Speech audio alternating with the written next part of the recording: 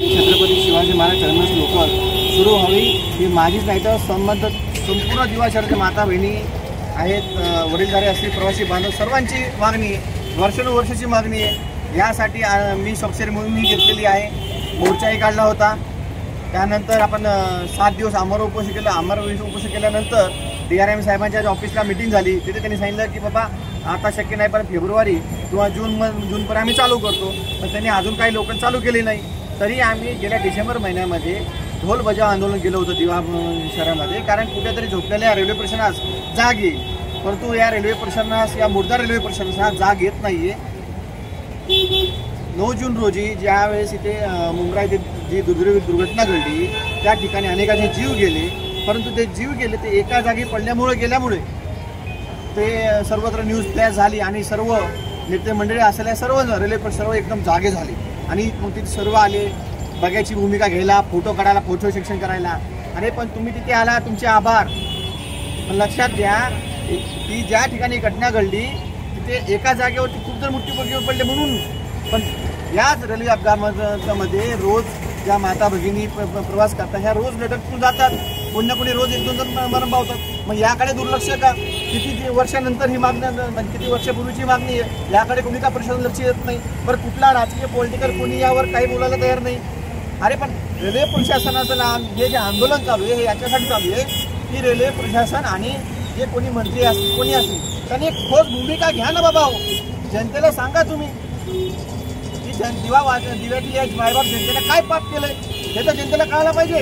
कारण विद्या विहारहून लोक सोडली जाते, घाटकोपर सोडली जाते, डोंबिवली पण सोडली जाते। अहो दिवा जंक्शन आहे ना, इथून लोक का सुटू शकत नाही? म्हणजे खरं तर दिवा शहरातली सामान्य जनतेने यांचं मोठं धोरण बनावलं असेल का? आम्ही तर पापी आहेत का आमच्या इथून लोक सुटत नाही?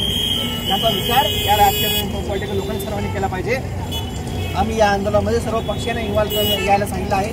कोणी आले तर त्यांचं स्वागत असेल, कारण ही लढाई माझी एकट्याची नाही आहे, ही लढाई समस्त दिवावासियांची आहे। मागील पत्रव्यवहारामध्ये प्रशासनाने तुम्हाला काय म्हणजे आश्वासन दिले होते? एक लक्षात घ्या, पॉलिटिकल दबाव असतो शासकीय अधिकाऱ्यांवरती, त्यामुळे DCP साहेबांनी स्वतः येऊन सांगितलं आम्हाला की आम्हाला तुला काय पाहिजे? मी म्हटलं सर मला फक्त लोकल बाबत खरी माहिती मिळायला पाहिजे। ठीक आहे म्हणे। त्याने दुसऱ्या दिवशी DRM ऑफिस आमची मीटिंग लावली।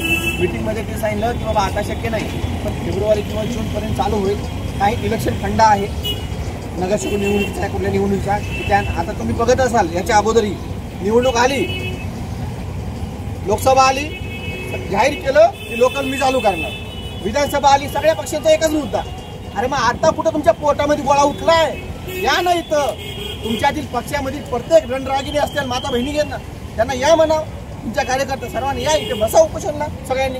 बरं उपोषण करणं होत नाही ना, तुमच्या नेत्या मंडळांनी रेल्वे प्रशासन विचारा की बाबा का चालू होत नाही, ताबडतोब तुम्ही जाहीर करा ना का होत नाही। बाबा दिव्यावासियांना तुम्ही खूप मोठे पापी आहात म्हणून तुम्ही रोज पडू मारताय, आम्ही लोक चालू करणार नाही, आम्हाला डिक्लेअर करून टाका, नाही चालू करणार, आम्ही नाही तुमच्या मागे लागणार। तुम्ही आश्वासन दिलं चालू करण्याचं ते तुम्हाला पूर्ण करायला लागेल, तो पण आम्ही पाठी हटणार नाही। तुमच्या एकंदरीत मागण्या काय काय आहेत?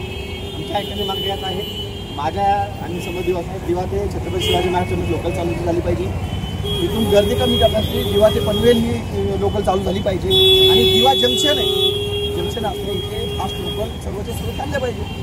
डोंबिवली थांबू शकतात, दिवाला थांबणं गरजेचं आहे।